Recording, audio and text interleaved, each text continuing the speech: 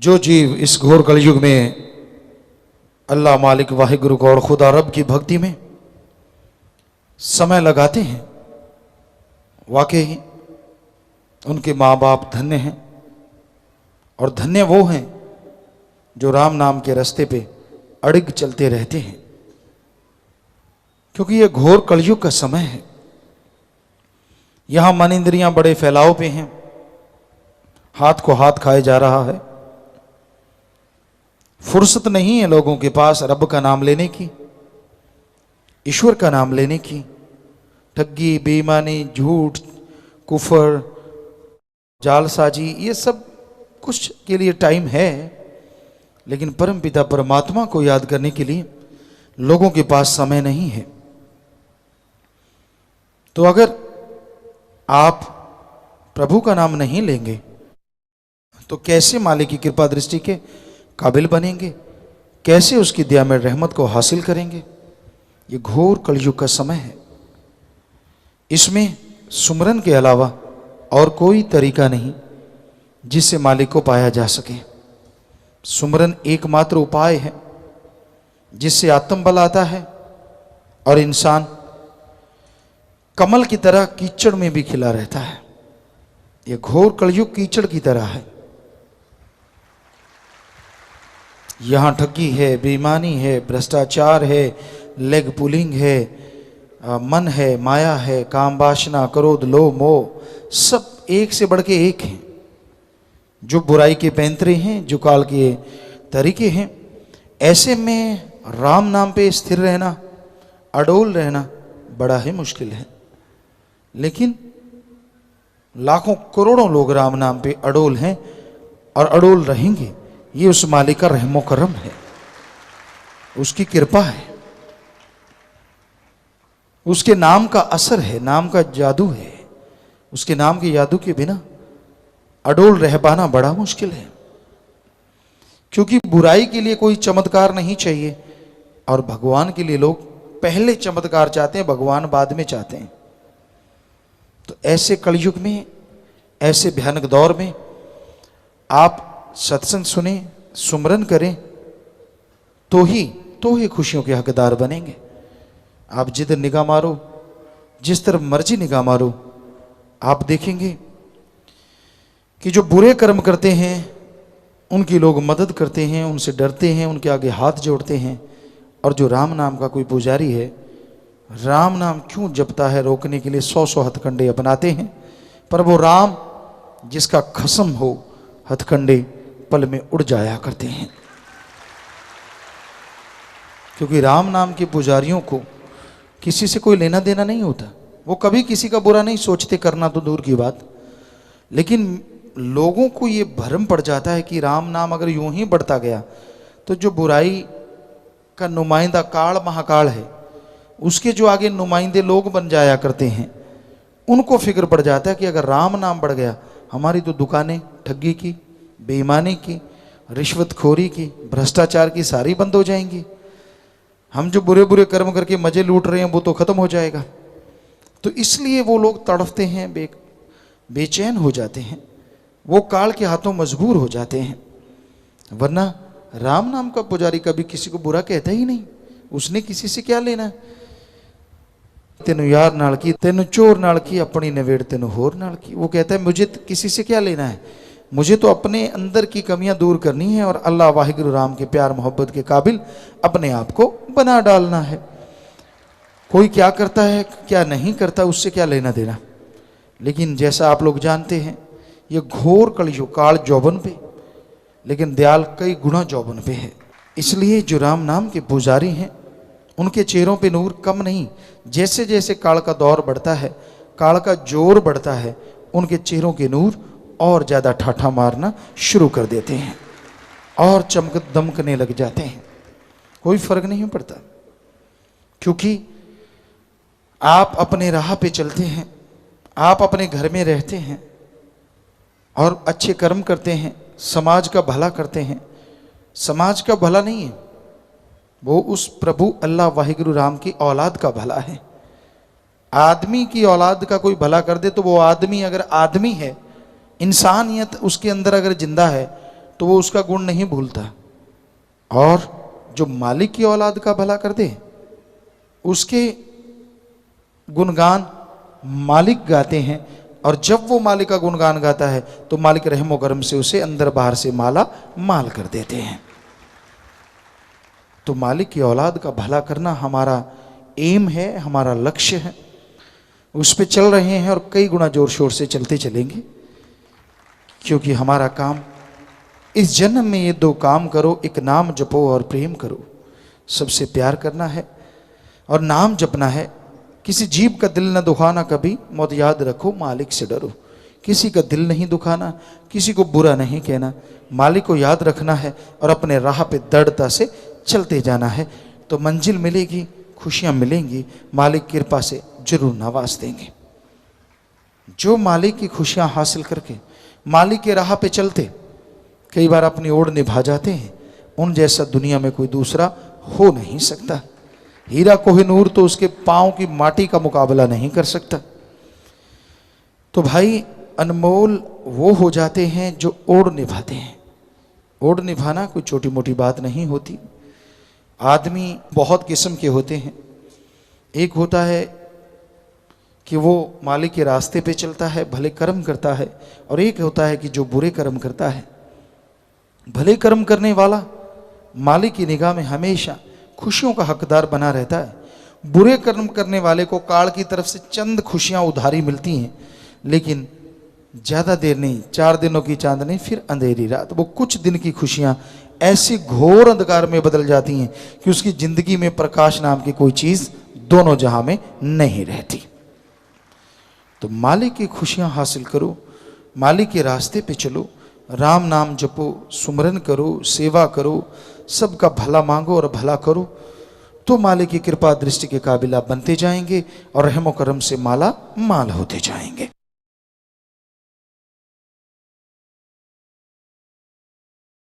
सत्संग इस घोर कलयुग में एक ऐसी संजीवनी है जो मरती हुई इंसानियत को पुनर्जीवित कर देती है।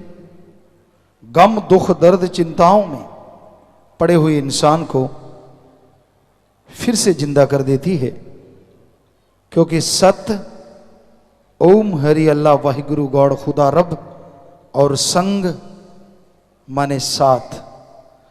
तो सत्संग यानी अल्लाह वाहिगुरु मालिक की यहाँ चर्चा होती हो, अपने राम की भक्ति इबादत करने की प्रेरणा मिलती है, उसे सुने अमल करे, तो इंसान के पहाड़ जैसे कर्म कंकर में बदल जाया करते हैं। इतिहास गवाह है, मालिक का नाम मुर्दों में जान डाल देता है। मालिक का नाम बहरों को, अंधों को, गूंगों को बोलने लगा देता है, देखने लगा देता है, सुनने लगा देता है, और ऐसा परमानंद देता है कि इंसान खुशियों से नाच उठता है। तो उस परम पिता परमात्मा का नाम सुखों की खान है। पर सच्ची बात यह है कि अगर आप मालिक का नाम लेना चाहते हैं तो ये याद रखो, उसको आप खरीद नहीं सकते। वो कहीं बिकाऊ नहीं है। अरे 5 रुपए तो कूड़ा करकट का ढेर नहीं आता आजकल, उसके भी सैकड़ों रुपए लग जाते हैं। तो आप कैसे कह सकते हैं कि आपने मालिक को 1-2 रुपए में खरीद लिया? ईश्वर नाम अमोल है, बिन दाम बिकाए। ईश्वर का नाम तो अनमोल है, जिसका मोल कोई नहीं लगा सकता। पर सच्चा संत, पीर, पैगंबर, गुरु, महापुरुष जो भी इस धरती पे आया, उसने मालिक के अनमोल नाम को बिना दाम के दिया। वही फला फूला, आज भी फल फूल रहा है और हमेशा फलता फूलता रहेगा। परमात्मा अल्लाह वाहिगुरु गौड़ खुदा ओम हरि बिकाऊ नहीं है। हमने हिंदू धर्म के 4 पवित्र वेद पढ़े। हमें हमारे गुरु सच्चे मुर्शिद कामिल दाता रहबर शास्त्राम जी महाराज ने फरमाया कि सभी धर्मों को पढ़ो। तो हमने हिंदू धर्म के हमारे पवित्र वेद, शास्त्र, गीता, रामायण, महाभारत, 5वां वेद, सिख धर्म की पवित्र गुरुबाणी सुंदर गुटका श्री गुरु नानक देव जी की जन्म साखी, गुरु सहवानों की पवित्र जन्म साखियां हमने पढ़ी। ईसाई धर्म की पवित्र बाइबल, सेंट और भी जिन्होंने लिखा काफ़ी पढ़ा। और इस्लाम धर्म की कुरान शरीफ, कुरान मजीद, शेख फरीद, नामदेव, धन्ना भगत, कबीर जी, रविदास, बौद्धिस्ट, जैनिस्ट, सभी को पढ़ा। हमें एक शब्द नहीं मिला जो बचपन से देखते थे, कहीं भी जाओ पैसे के बिना प्रसाद ही नहीं मिलता। और आप अगर पैसा नहीं देते तो प्रसाद देने वाला घूर घूर के देखता हो, किस चीज का प्रसाद। हमने कहा ये चक्कर क्या है, पढ़ के तो देखें। सारे पवित्र ग्रंथ पढ़ लिए, हम चैलेंज करते हैं, चैलेंज। कोई बताए कहां लिखा है ओम हरि अल्लाह वाहिगुरु गॉड खुदा रब पैसा लेता है। हम गारंटी देते हैं हमारे हिंदू, मुस्लिम, सिख, ईसाई धर्मों में लिखा है अल्लाह वाहिगुरु दाता था, दाता है और दाता ही रहेगा। वो मंगता नहीं हो सकता। आदमी अपना पेट भरने के लिए उसका नाम लेके खाता है, मेहनत करने से जी कतराता है। हिंदू धर्म में श्री राम जी, श्री कृष्ण जी अवतार हुए और उन अवतारों ने सिर्फ अवतार ही नहीं हुए, वो राजा महाराजा भी थे। उन राजा महाराजा होते हुए भी उन्होंने कर्म करके खाया। कर्म, कर्मयोगी। कहते हैं जब वो पढ़ा करते थे श्री राम जी, श्री कृष्ण जी, तो सूखे वन में जाते थे, बन बन से लकड़ियां बींधते थे, इकट्ठी करते थे, आटा गूंथते थे, अपने गुरु जी के लिए, गुरु माँ के लिए खाना बनाते थे। रात के टाइम उनके पांव दबाते थे, उनके सोने के बाद सोते थे, जगने से पहले जाग जाते थे। इसलिए उन्होंने लिखा कर्म जोगी और ज्ञान जोगी। इस्लाम धर्म के पैगंबर मोहम्मद साहब उस जमाने में जो भी काम था, जैसे पशु चराना या बड़े घरों में पशु होते, जो भी काम था उन्होंने हक हलाल करके खाया, मांग के नहीं खाया। सिख गुरु सहवान, 10 के 10 गुरु सहवान, उन्होंने मांगने की शिक्षा नहीं दी। किरत करो ते वंड के शको, किरत कमाई यानी मेहनत करो।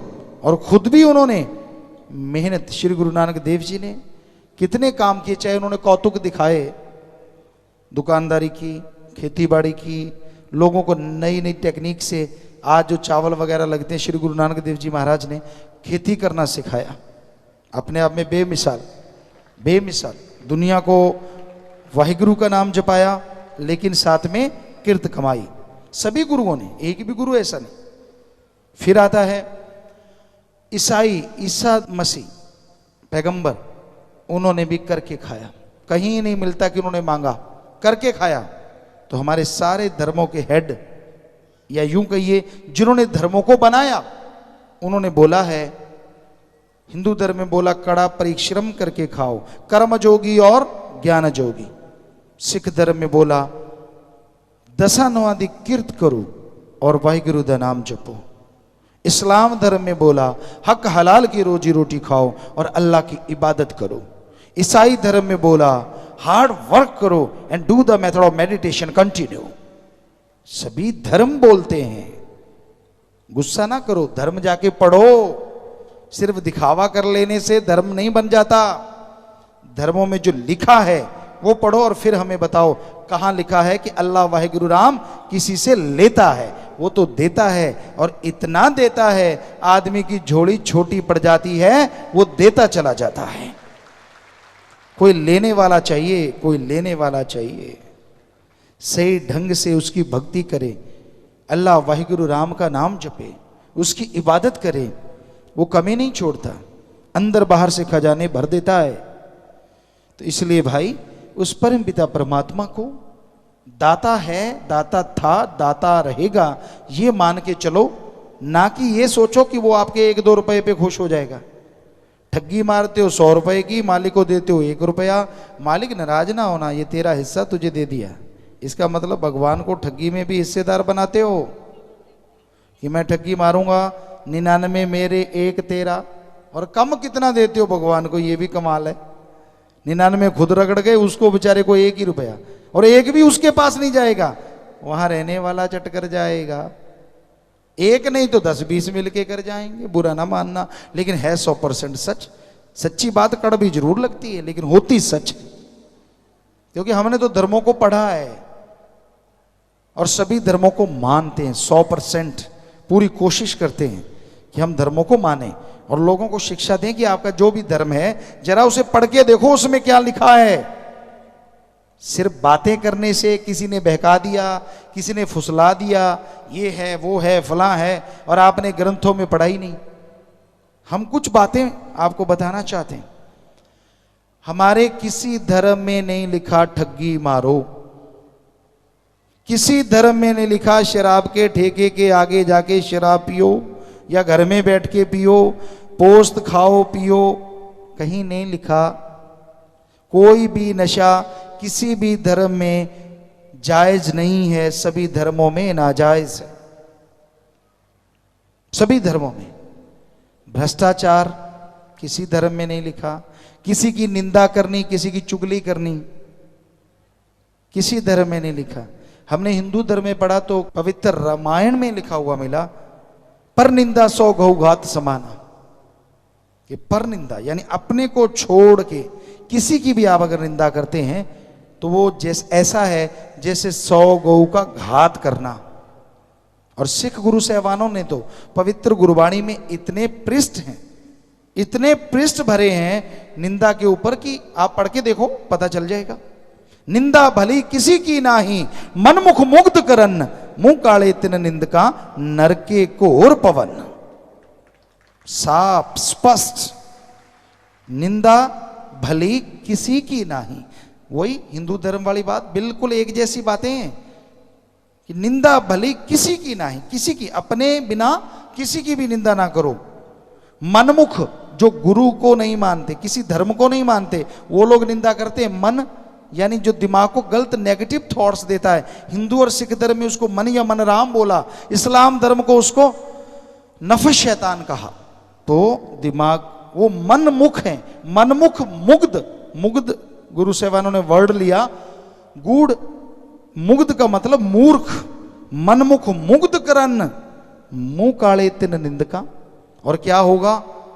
मुंह काला ऐसे नहीं कि कोई काढ़ उठा के मुंह पोंछ देगा, नहीं, वो समाज में कदम कदम पे ठोकर खाएंगे, उनकी जगह जगह बेइज्जती होगी, कभी सुख का सांस उनको लेने को नहीं मिलेगा। मुंह काले तिन निंदका, नरके कोर पवन। यहां भी नरक और आगे भी नरक, जीवन नरक बन जाएगा। आप किसी की निंदा करते हैं, क्या आप दूध के धुले हैं? क्या आप में कोई कमी नहीं? अगर खुद में कमी है तो दूसरों की निंदा क्यों गाते हो?